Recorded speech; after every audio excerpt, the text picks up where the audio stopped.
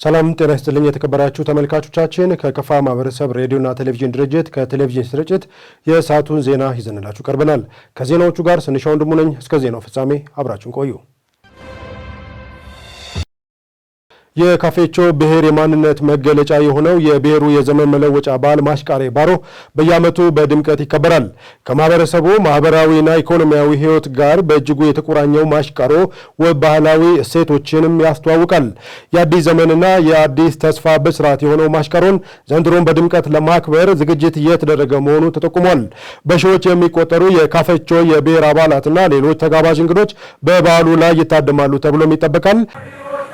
ወጀጌጂሞ ኦጎ ካፊነ ኤከቺማዲ ዝናብ የመጣቆ ጋፋ ዲገታ ዝናብ የመጣቆ ጫፈሲዲዮ የክልሉን ህዝቦች አንድነትና ትስስር ይበልጥ እንዲጠናከር የሰላም ግንባታ ስራዎችም በተቀናጀና በተጠናከረ መልኩ እንዲቀጥል ተጠየቀ። በሸካ ዞን ቴፒ ከተማ ሲካሄድ የቆየው የደቡብ ምዕራብ ኢትዮጵያ ህዝቦች ክልል የብሔረሰቦች ምክር ቤት 4ኛ ዓመት 7ኛ መደበኛ ጉባኤ የ2018 በጀት ዓመት የሥራ አፈጻጸም ሪፖርትና የ2019 በጀት ዓመት እቅድ ቀርቦ ሰፊ ውይይትና ምክክር ከተደረገባቸው በኋላ ተጠናቋል። በጉባኤው በተደረገው ውይይት የክልሉ ህዝቦች አንድነትና ትስስር ይበልጥ እንዲጠናከር የሰላም ግንባታ ስራዎችን በተቀናጀና በተጠናከረ መልኩ እንዲቀጥሉ ተጠይቋል። የ2018 ዓ.ም የሥራ አፈጻጸም ሪፖርቱም በምክር ቤቱ ጽህፈት ቤት ኃላፊ አቶ ተስፋዬ እንዳሻው ቀርቧል። በሪፖርቱም የካፌቾ የናይና የጻራ ብሔረሰቦች የጋራ ሴቶችና ጥናት ተጠናክሮ ለህትመት ዝግጁ መደረጉንና የሌሎች 3 ብሔረሰቦች የጋራ ሴትና ጥናት ስራ መጀመሩ ተገልጿል። የጉባኤው ተሳታፊዎች በበኩላቸው የምክር ቤቱ የመፈጸም አቅም ከጊዜ ወደ ጊዜ እያደገ መምጣቱንና በበጀት ዓመቱ በርካታ ስራዎች መከናወናቸውንም ገልጸዋል። በተለይም በአንዳንድ አካባቢዎች ሊፈጠሩ የሚችሉ ችግሮች ዘላቂ መፍትሄ እንዲያገኙና በጥናት ላይ የተመሰረተ ስራ እንዲከናወን በፌዴራሊዝምና በህገ መንግስት አስተምህሮ እንዲሁም በብሔረሰቦች የጋራ ሴት ጥናት ላይ የታዩ ጠንካራ ጎኖች እንዲጠናከሩና ውስንነቶች እንዲቀረፉ ጠይቀዋል። በጉባኤው መዝጊያ ላይ የክልሉ ብሔረሰቦች ምክር ቤት ምክትል አፈ ጉባኤ ክቡር አቶ መሰለ ከበደ ክልሉ በትብብር ለማደግና በጋራ ተጠቃሚነት ላይ የተመሰረተ መሆኑን ጠቁመው ክልሉን ወደ ተሻለ የልማትና የሰላም ምዕራፍ ለማሸጋገር የምክር ቤት አባላት የሰላምና የልማት አምባሳደር ሚናን እንዲወጡ አሳስበዋል። አቶ መሰለ የክልሉን የግጭት አፈታት ስትራቴጂ መዘጋጀቱን ገልጸው ስትራቴጂውንና ሀገር በቀል እውቀቶችን በመጠቀም ችግሮችን በዘላቂነት ለመፍታት ምክር ቤቱ በትኩረት እንደሚሰራ ገልጸዋል።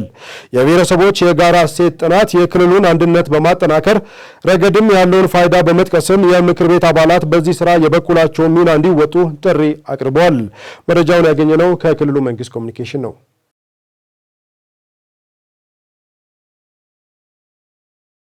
በክረምት ወራት በጎ ፈቃድ አገልግሎት የተያዘውን እቅድ ለማሳካት ቅንጅታዊ አሰራርን ማጠናከር ወሳኝ መሆኑ ተገለጸ። የቦንጋ ከተማ አስተዳደር በክረምት ወራት በጎ ፈቃድ አገልግሎት በእስካሁኑ የተከናወኑ ተግባራትን በመገምገም ቀጣይ አቅጣጫ አስቀምጧል። የዘገበው የቦንጋ ከተማ መንግስት ኮሚኒኬሽን ነው። አብዩ ብርሃኑ እንደሚከተለው ያቀርበዋል። የውይይት መድረኩን የመሩት የደቡብ ምዕራብ ክልል ብልጽግና ፓርቲ ወጣቶች ክንፍ ጽህፈት ቤት ኃላፊ ወጣት ሰይድ ኢብራሂም የክረምት ወራት በጎ ፈቃድ አገልግሎት የተያዘውን እቅድ ለማሳካት ቅንጅታዊ አሰራር በማጠናከር በሁሉም መስክ ውጤታማ ስራ መሰራት ያስፈልጋል ብለዋል። በከተማው የክረምት ወራት በጎ ፈቃድ አገልግሎት ተግባራት አበረታች እንቅስቃሴ መኖሩን የጠቀሱት ወጣት ሰይድ በየደረጃው ያሉ የፓርቲ አደረጃጀቶችን በማጠናከር ህብረተሰቡን ተጠቃሚነት የሚያረጋግጡ ስራዎች መፈጸም ያስፈልጋል ብለዋል። ለስራው ውጤታማነት ቅንጅት አሰራር መጠናከር ያስፈልጋል ያሉት ወጣት ሰይድ መንግስታዊና መንግስታዊ ያልሆኑ ተቋማቶች ከራሳቸው የሚጠበቅባቸውን ኃላፊነት እንዲወጡ የማስተባበር ስራ በትኩረት መሰራት አለበት ብለዋል። በሁሉም ስምሪት መስኮች ከታቀዱ የበጎ ፈቃድ እቅዶች አንጻር ያልተከናወኑ ተግባራትን በመለየት በቀጣይ ጊዜያት ድጋፍ የሚሹ ማህበረሰብ ክፍሎችን በሚጠቅም መልኩ በትኩረት መሰራት እንደሚያስፈልግ ወጣት ሰይድ አሳስበዋል።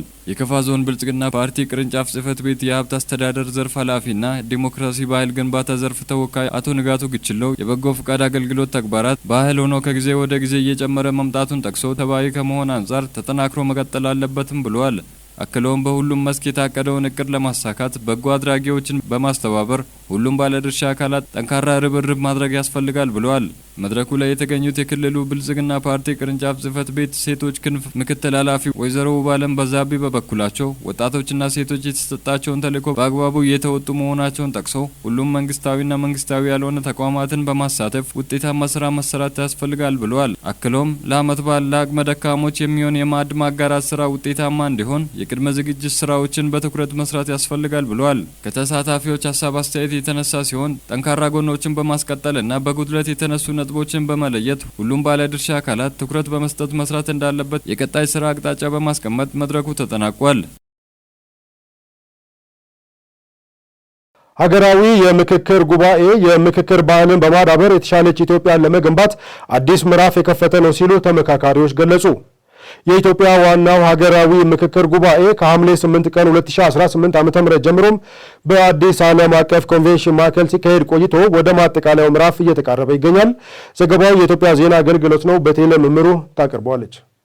ተመካካሪዎች ለኢትዮጵያ ዜና አገልግሎት እንደገለጹት ምክክሩ የሀገሪቱን ዘላቂ ሰላም፣ አንድነትና ብልጽግና ለማረጋገጥ ወሳኝ መሰረት የሚጥል ነው ብለዋል። ምክክሩ በልዩነቶች መካከል የጋራ መግባባትን ለመፍጠርና የነገዋን ኢትዮጵያ ለመገንባት አዲስ ምዕራፍ መክፈቱንም አስታውቀዋል። ተመካካሪ ካፒቴን ሰለሞን ግዛው እንደገለጹት ምክክሩ የሀገሪቱን ዘላቂ ሰላምና እድገት በጽኑ መሰረት ላይ ለመጣል የሚያስችል መሆኑን አንስተዋል። ይህም ለቀጣይ ትውልድ የተሻለችና የበለጸገች ኢትዮጵያን ለማስረከብ ታላቅ እድል መሆኑንም አስታውቀዋል። በምክክሩ ወቅት የላቀ የመተሳሰብና የሌሎችን ችግር እንደ ራስ የማየት ሂደት መታየቱን ገልጸው የቡድን አደረጃጀቱም ሀሳብ በነጻነት ለማንሸራሸር ምቹ ሁኔታ መፍጠሩን ተናግረዋል። ሌላኛዋ ተመካካሪ ወይዘሮ ሰላም ዋቆ በበኩላቸው ሀገራዊ ምክክሩ ችግሮችን በምክክር መፍትሄ ማበጀት እንደሚቻል በተግባር የተረጋገጠበት መድረክ መሆኑን ገልጸዋል። በምክክር ሂደቱ የሁሉም ተሳታፊዎች ሀሳብ ያለምንም ልዩነት በእኩልነት የተደመጠበት የጋራ መከባበርና መግባባት የሰፈነበት እንደሆነም አብራርተዋል። ምክክሩ ከሁሉም የሀገሪቱ አቅጣጫዎችና ከውጭ ሀገራት የተውጣጡ ኢትዮጵያውያን በአንድ ጥላ ስር ተሰባስበው ሀገራቸውን ወደ ተሻለች ደረጃ ለማሻገር የመከሩበት ታሪካዊ መድረክ መሆኑን የገለጹት ደግሞ ሻለቃ ባሻ ተረፈ ወላኒ ናቸው። የምክክር ሂደቱ ሁሉንም የህብረተሰብ ክፍሎች ያሳተፈና አካታች እንደነበር ያነሱት ሻለቃ ባሻ መድረኩ በሀገሪቱ ዘላቂ ሰላም፣ ወንድማማችነትና ሀገራዊ አንድነት እንዲጸና ለማድረግ የሚጫወተው ሚና ከፍተኛ መሆኑን አብራርተዋል። በምክክሩ ወቅት የታየው መደማመጥና የመመካከር በጎ ልምድ ከትውልድ ወደ ትውልድ እየተሸጋገረ ሀገራዊ የፖለቲካና የማህበራዊ ባህል ሆኖ በዘላቂነት ሊቀጥል እንደሚገባ ጠቁመዋል። ህዝበ ሙስሊሙ መውሊድን እሴቶቹን በመጠበቅ እርስ በርስ በመረዳዳትና ለአቅመ ደካሞች በመድረስ ሊያከብረው እንደሚገባ የኢትዮጵያ እስልምና ጉዳዮች ጠቅላይ ምክር ቤት ገለጸ። ከኢዜአ የተገኘው መረጃ መቅደስ ተሾመ እንደሚከተለው ታቀርበዋለች። ዘንድሮ የሚከበረው 1501ኛው የመውሊድ በዓል በተለያዩ ሃይማኖታዊና ማህበራዊ ሁነቶች እንደሚከበር ጠቅላይ ምክር ቤቱ ዛሬ በሰጠው መግለጫ አስታውቋል። የአንዋር መስጊድ ኢማምና ሄጢብ እንዲሁም የመውሊድ አዘጋጅ ኮሚቴ ሰብሳቢ ሼህ ጧሃ መሐመድ ሀሩን እንደገለጹት መውሊድ የነቢዩ መሐመድን አርአያነት እንድንከተልና እውቀት እንድንቀስም ያስችላል። በኢትዮጵያ እስልምና ጉዳዮች ጠቅላይ ምክር ቤት የኡለማዎች ጉባኤ አባል ሼህ መሐመድ ከሪም በበኩላቸው ህዝበ ሙስሊሙ መውሊድን ሲያከብር የነቢዩ መሐመድን አስተምሮ በመከተል አቅመ ደካሞችንና ድጋፍ የሚያስፈልጋቸውን ሁሉ በማገዝ እንዲሁም ለሀገር ሰላም ዱዓ በማድረግ ሊሆን ይገባል ነው ያሉት። የአዲስ አበባ እስልምና ጉዳዮች ከፍተኛ ምክር ቤት ተቀዳሚ ምክትል ፕሬዝዳንት ሼህ መሐመድ ሸሪፍ ሀሰን በበኩላቸው የዘንድሮውን የመውሊድ በዓል ልዩ የሚያደርገው በኢትዮጵያ ታሪክ ለመጀመሪያ ጊዜ ሙስሊሞች መሪያቸውን በመረጡበትና ህገ መጅሊስ አዋቅረው ባጸደቁበት ማግስት መከበሩ ነው ብለዋል። ጠቅላይ ምክር ቤቱ ህዝበ ሙስሊሙ የበዓሉን እሴቶች በመጠበቅ እርስ በርስ በመረዳዳትና ለአቅመ ደካሞች በመድረስ በዓሉን በሰላምና በፍቅር እንዲያከብር በማስገንዘብ መልካም ምኞቱን አስተላልፈዋል። የሙዝ ምርትን በዓለም አቀፍ ገበያ ያለውን ተወዳዳሪነት ለማሳደግ የጥራት ማሻሻያና የባለድርሻ አካላት የተቀናጀ ጥረት ወሳኝ መሆኑን የግብርና ሚኒስቴር ዴኤታ ዶክተር ሶፊያ ካሳ ገለጹ። የኢትዮጵያ አበባ አትክልትና ፍራፍሬ አምራች ላኪዎች ማህበር የሙዝ ወጪ ንግድ ላይ ያተኮረ አገር አቀፍ ጉባኤ እያካሄደ ይገኛል። ከኢዜአ የተገኘው መረጃ አብይ ብርሃኑ ያቀርበዋል። የግብርና ሚኒስትር ዶክተር ሶፊያ ካሳ በዚህ ወቅት እንዳሉት በኢትዮጵያ ከፍተኛ የሙዝ ምርት መጠን ቢኖርም ለውጭ ንግድ የሚቀርበው ለጎረቤት ሀገር ብቻ ነው። ኢትዮጵያ ያላት ለግብርና የተመቹ አግሮ ኢኮሎጂያዊ ሁኔታዎች ወደ ሀብትና ካፒታል በመቀየር ዓለም አቀፍ ገበያ መዳረሻዎችን ማስፋት ይገባል ብሏል። የመንግስትና የግሉ ዘርፍ ትብብር በሆርቲካልቸር ዘርፍ ስኬቶች እንዲመዘገቡ ማድረጉን በማንሳት በአትክልትና ፍራፍሬ ያለውን ተቋማዊ ልምድ፣ የሎጂስቲክስ እውቀትና ዓለም አቀፍ ገበያ ትስስር ወሳኝ መሆኑን ገልጿል።